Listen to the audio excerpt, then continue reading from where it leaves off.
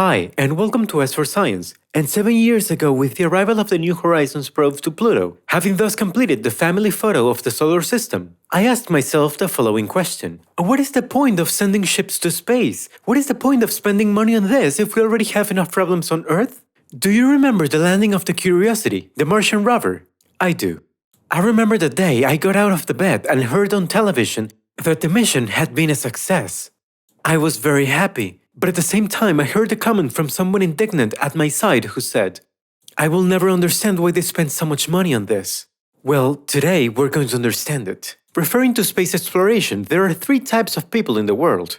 A first group made up of those who defend it and who live it with passion, where I include myself. A second group that due to simple ignorance does not position itself neither for nor against it. And a third, quite large group who believe that it is wasteful and that is why they are against it. But this video is not only dedicated to the last two groups, it is also dedicated to the first, because it is this group that lives space exploration with passion. And when someone that doesn't know about the subject asks them for the reason of space exploration, they simply answer that it is for science. It's for passion.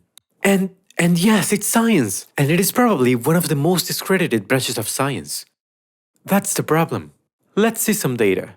Look at this figure. It is large, right? Well, this was the budget of NASA for 2015. And this was the total budget of the United States of America for the year 2015. This is the graph of the budget that the NASA has received during its history as a percentage of the federal budget of the country.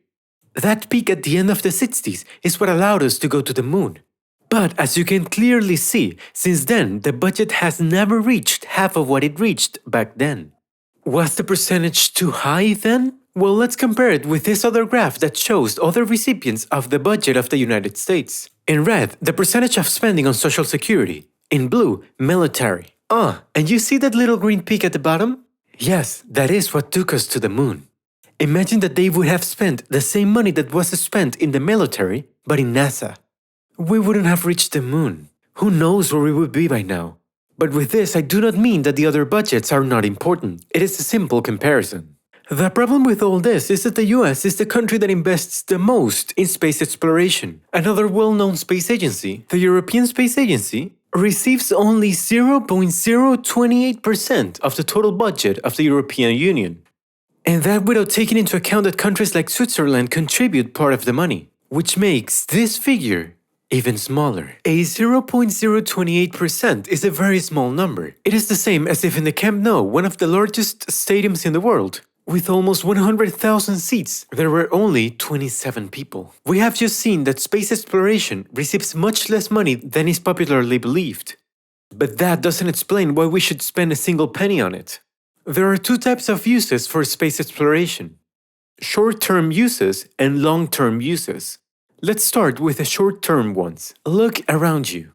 Your computer, your mobile phone. There are a lot of appliances that we use daily that are made of chemical elements that are increasingly scarce on Earth.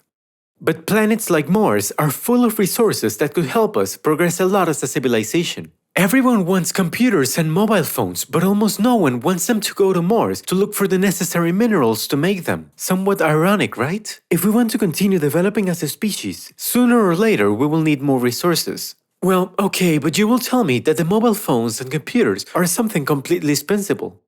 Well, okay. And what about energy?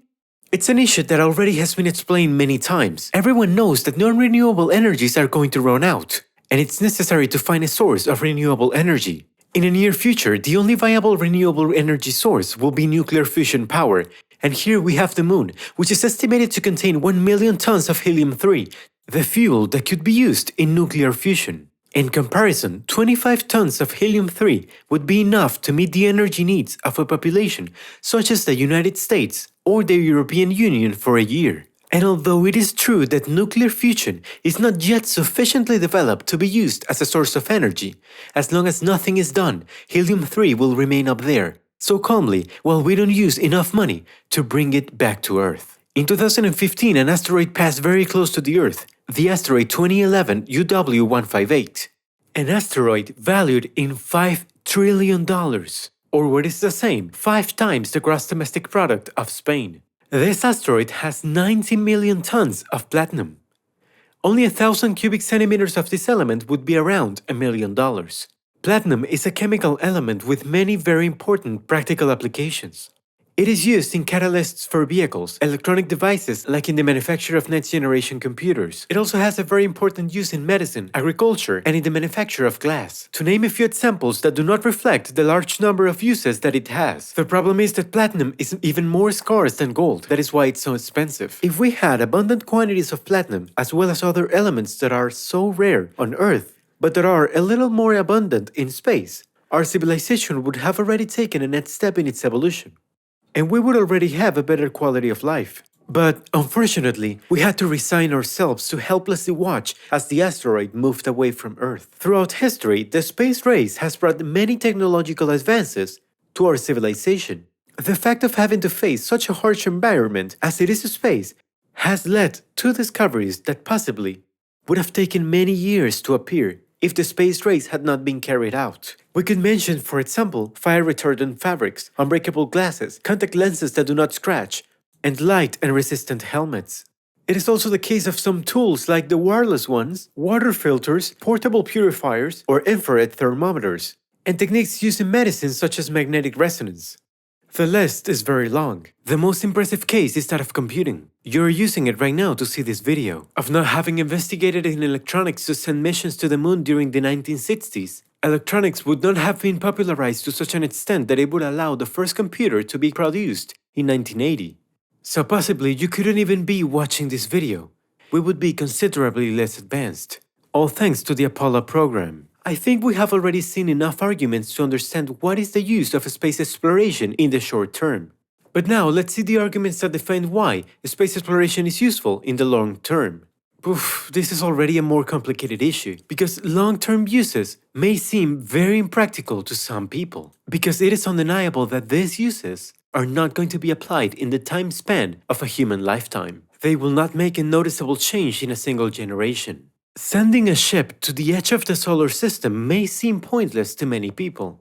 Also, many people thought in the 15th century that it was useless to send 3 caravels to the limit of the sea. There was nothing there. It was useless. It happened to Columbus like space exploration. Very few people believed in him. They didn't see practical use in exploring the unknown. But when he discovered America, Spain became the most powerful empire on the planet. The exploration and curiosity are part of human nature. In fact, we owe our survival to them. A clear example is that it was necessary for us to leave Africa to survive, since it became too inhospitable. It is well known by many people that this planet will not be able to support life for a long time. It's the same. Obviously, space exploration in the long term is not going to change your life, but maybe it will to your children's children's life. So, the future of humanity depends on exploring what we have above our heads. You may think that it's not worth striving for a future that you're not going to live. But if our ancestors had thought the same, you probably would not be here. We could think that a day will have to come when we have to stop spending. But is that possible? There's a very interesting historical case, that of Easter Island. For years, its inhabitants had a flourishing and powerful civilization that managed to create more than 1,000 moais, very known sculptures that require fairly advanced level of technology. However, this civilization had a spectacular decline. When the first Europeans arrived on the island, they found only very few survivors. It is believed that the population of the Easter Island suffered a social crisis due to the overpopulation and devastation of the ecosystem. The deforestation and agricultural overexploitation of crops prevented them from building rafts for fishing on the high seas and getting wood for the fire. To this is added the depletion of coastal maritime resources and the eggs of the seabirds that nested on the island. What once was a small but mighty civilization was now on the verge of extinction. They had even reached doing cannibalism to survive.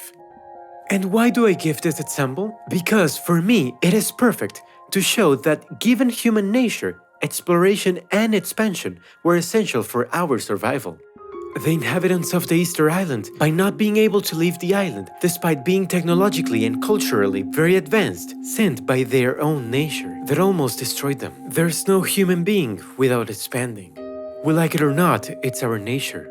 Now you know why long-term space exploration is so important for the human species.